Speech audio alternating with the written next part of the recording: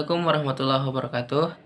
Perkenalkan, nama saya Ahmad Zamzam Harir dengan NIM 14 20 12 2005, Prodi S1 Keperawatan. Tujuan saya membuat video ini adalah untuk memenuhi tugas di keperawatan medikal bedah 1. Sistem peredaran darah adalah sistem yang mempelajari tentang aliran darah yang ada pada manusia. Sistem aliran ini sering disebut juga sebagai sistem kardiovaskuler. Adapun fungsi dari sistem peredaran darah adalah yang pertama itu mengangkut zat-zat sisa metabolisme berupa karbon dioksida.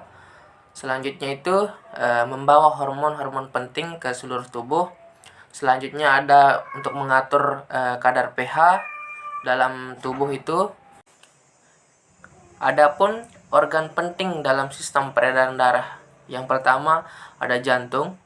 Jantung berfungsi sebagai alat pemompa darah, atau bisa kita ibaratkan seperti mesin air yang memompa darah kita ke seluruh tubuh kita. Yang selanjutnya itu ada darah. Darah inilah yang berfungsi sebagai alat pengangkut zat-zat dan oksigen dan karbon dioksida dari tubuh kita.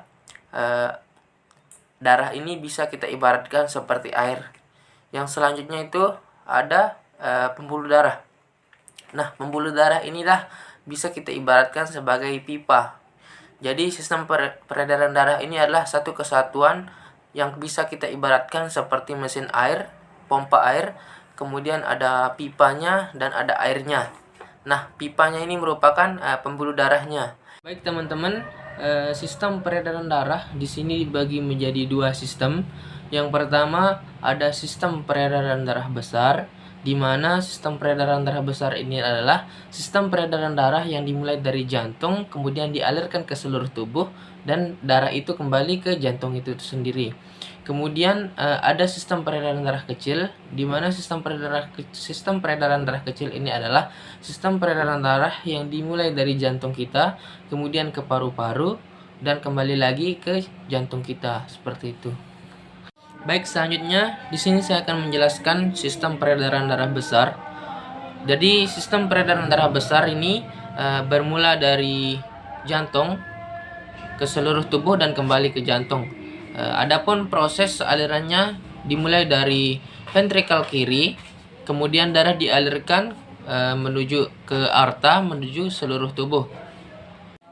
Setelah dialirkan ke seluruh tubuh, darah-darah yang mengandung oksigen ini akan mengangkut zat-zat atau gas-gas hasil pembakaran yang berupa karbon dioksida tadi, kemudian dialirkan ke paru-paru lagi.